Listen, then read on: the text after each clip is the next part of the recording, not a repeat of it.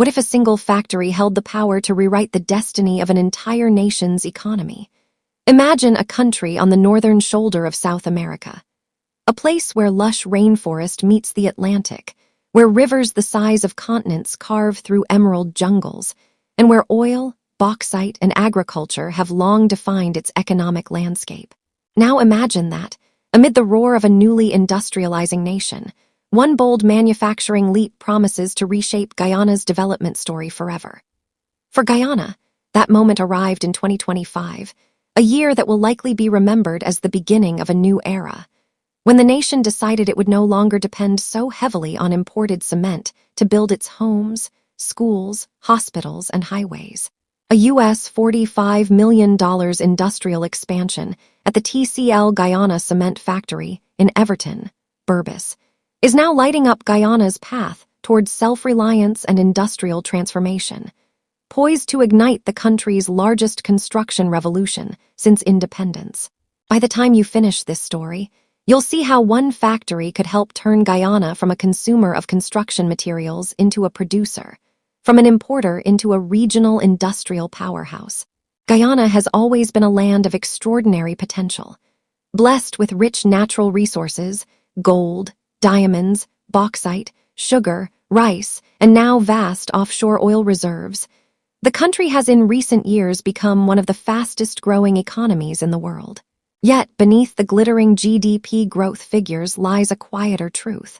For all its natural wealth, Guyana has for decades relied on foreign imports for many of the essential materials that physically build a nation. Chief among them is cement, the backbone of every bridge, every home, every school. Every concrete pillar rising in Georgetown, every new hotel in Bartica, every housing development stretching across the East Bank Demerara depends on cement.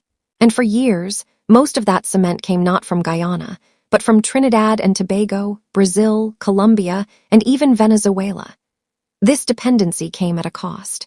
In 2023 alone, Guyana imported more than US $25 million in cement products, money flowing out of the country, wealth that never circulated back into local hands. It meant that while oil revenues were rising, the materials to build the infrastructure of that new prosperity were still largely foreign-made.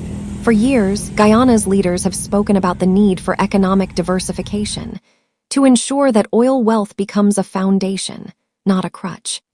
The country's president, Dr. Irfan Ali, has made this a central tenet of his administration's development agenda. As he often says, "We cannot just build an oil economy, we must build an industrial one." And nowhere is that philosophy more tangible than in the country's construction sector. Guyana's housing demand is soaring. The government's 50,000 Homes initiative aims to provide affordable housing to thousands of families by 2030.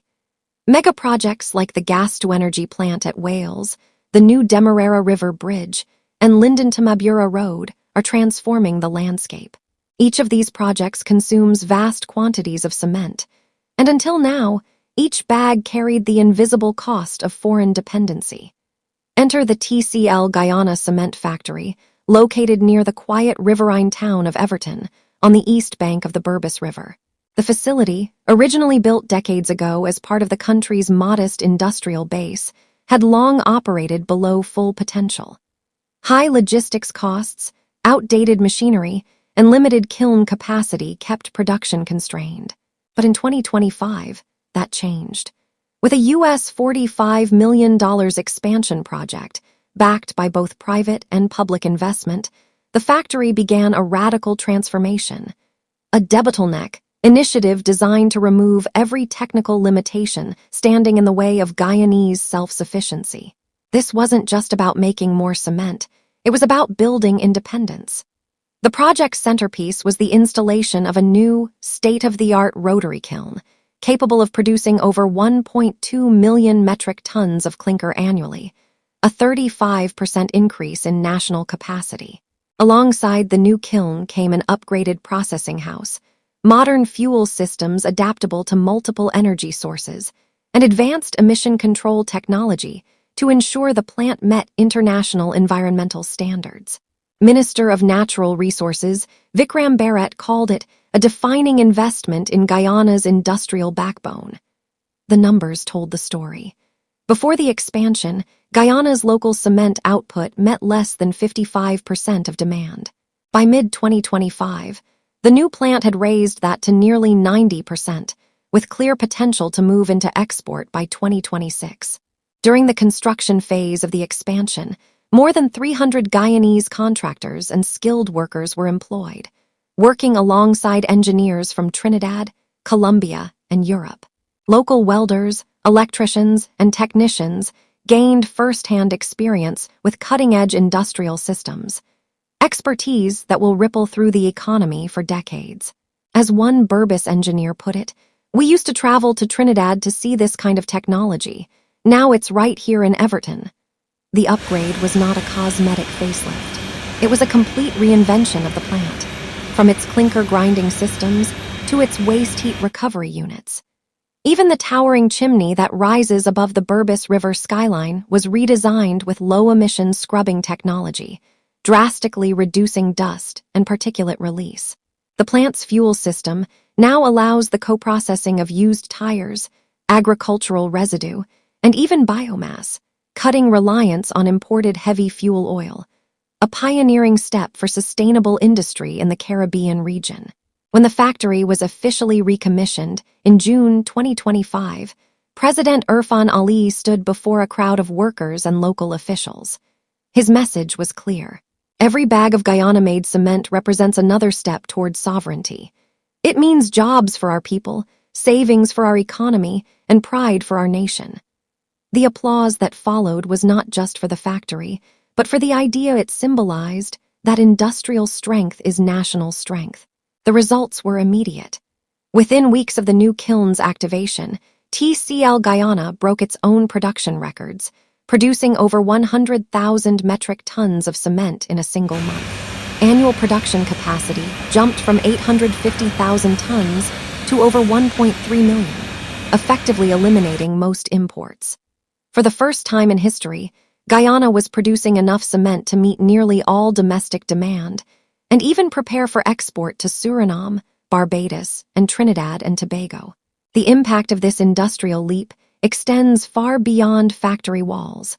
Cheaper, locally available cement means that construction costs drop, stabilizing prices for homes and public infrastructure. Government housing projects can build more with the same budget. Private developers can plan long-term without worrying about supply bottlenecks. Most importantly, ordinary Guyanese families can finally afford to build homes with greater confidence. The Ministry of Housing and Water reported that cement now accounts for almost 30% of total construction costs in low-income housing projects.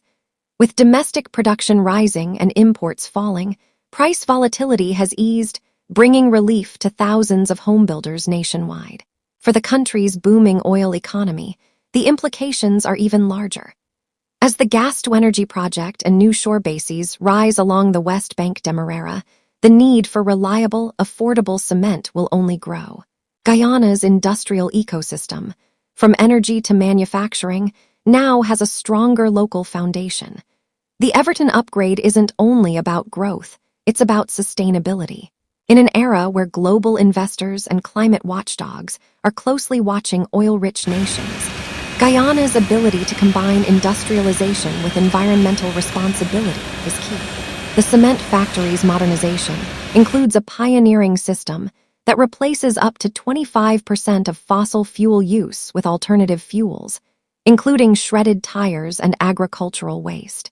Additionally, the plant's new emissions control unit cuts dust output by 50%, ensuring cleaner air for surrounding communities. Guyana's Minister of Environment, Dr. Karen Chand, hailed it as proof that we can industrialize without sacrificing our green credentials. Indeed, Guyana's global reputation as the lungs of the earth, thanks to its massive rainforest carbon sink, remains intact, even as it builds new industries.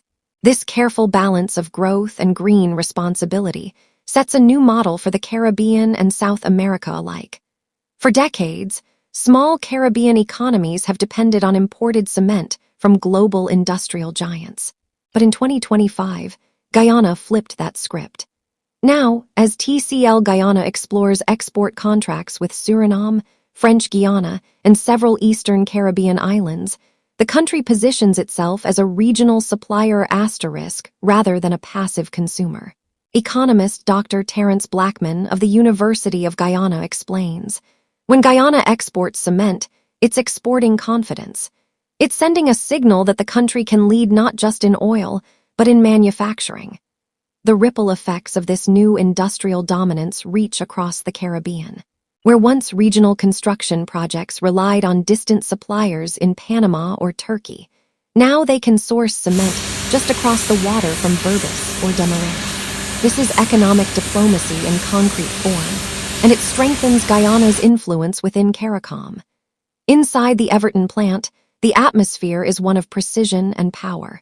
Conveyor belts hum with rhythm, crushing mills grind limestone into fine powder, and the massive kiln rotates endlessly, a mechanical heart beating at 1450 degrees C. But beyond the machinery, what makes this project transformative is its investment in human capital.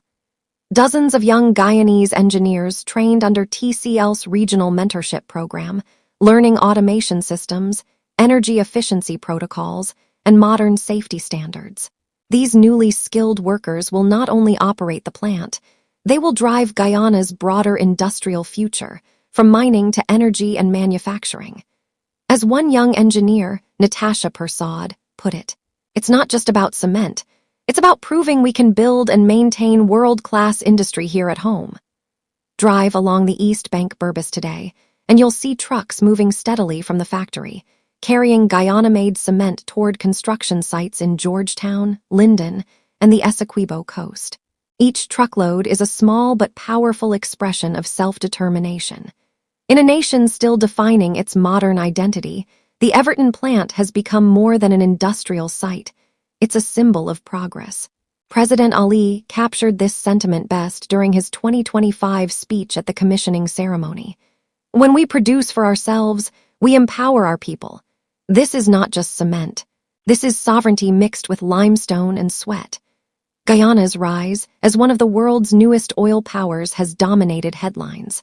By 2025, the country's oil output exceeded 600,000 barrels per day, fueling an economy growing by double digits. Yet the cement revolution offers something equally profound: diversification. Economists warn that oil wealth, if not managed wisely, can lead to overdependence, the so-called resource curse. The cement factory expansion represents the opposite, turning resource revenue into tangible, job-creating, non-oil industry. By reinvesting part of the oil windfall into manufacturing, Guyana is effectively laying the groundwork for a post-oil future, one built on skills, production, and value-added exports. Of course, every revolution faces hurdles. Guyana's cement industry must now navigate rising energy costs, port inefficiencies, and the challenge of maintaining competitiveness as regional rivals expand their own production. The country's logistics infrastructure, from the Berbice River Bridge to port facilities at New Amsterdam, will need continual upgrades to handle growing export volumes. And with cement production being energy-intensive, the gas-to-energy project at Wales will play a crucial role in providing affordable, cleaner power to sustain future industrial expansion. Still, the groundwork has been laid. The cement industry's rebirth has already proven that when Guyana invests boldly in production, the payoff extends across every economic sector. Perhaps the most remarkable aspect of this transformation is the psychological shift it brings. For decades, many Guyanese viewed heavy industry as something that belonged elsewhere, in Trinidad, Brazil, or Europe. Now, seeing a world-class plant operate in Berbice, run by local engineers and producing record volumes, changes that mindset. It tells a new generation that industrial excellence is possible here. From school children on field trips to local business owners supplying parts and services, the ripple effect extends into the social fabric of Guyana. As one resident of New Amsterdam put it, it's not just the jobs, it's the feeling that Guyana is finally standing on its own 2 feet.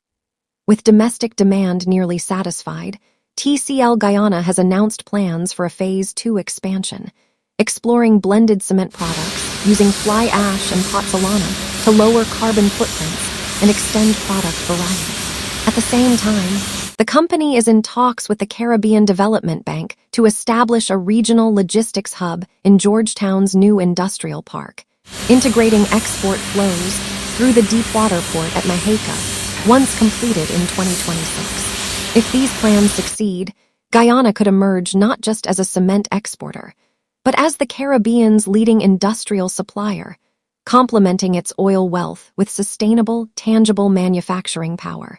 Zooming out, the Everton cement plant tells a larger story about what's possible when a developing country dares to invest in itself. The same principle could drive other sectors, from agro-processing to renewable energy, from bauxite upgrading to fertilizer production. Each new factory, each local innovation, chips away at the old dependency cycle and builds resilience for the future. As President Ali often reminds investors, we are not just building roads and bridges.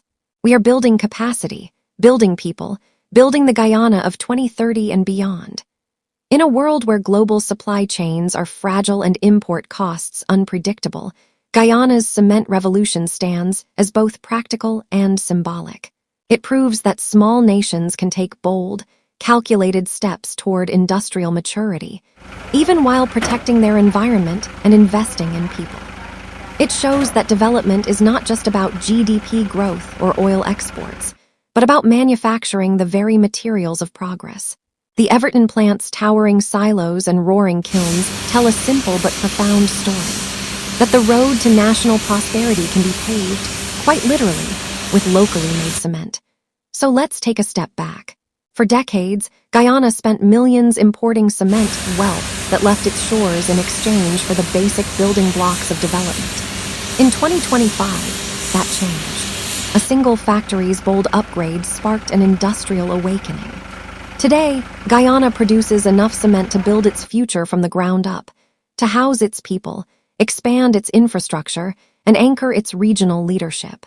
It created jobs, nurtured technical expertise, reduced emissions, and laid a foundation, both physical and economic, for generations to come. What began as a factory modernization became a symbol of national pride. And that leads to a final question, one that every Guyanese citizen, policymaker, and investor must ponder. If one factory could reshape a nation's industrial destiny, what other projects could define Guyana's next great leap? Could it be renewable energy plants along the Essequibo? Could it be an aluminum refinery harnessing local bauxite? Could it be high-tech agro-industries feeding the Caribbean? Whatever form it takes, the message is clear. Guyana's age of dependency is ending, and an age of production, innovation, and pride asterisk has begun. If you found this deep dive into Guyana's cement revolution insightful, share it with fellow Caribbean and South American watchers, because this isn't just a story about cement. It's a story about courage, vision, and the power of one factory to build a nation's future.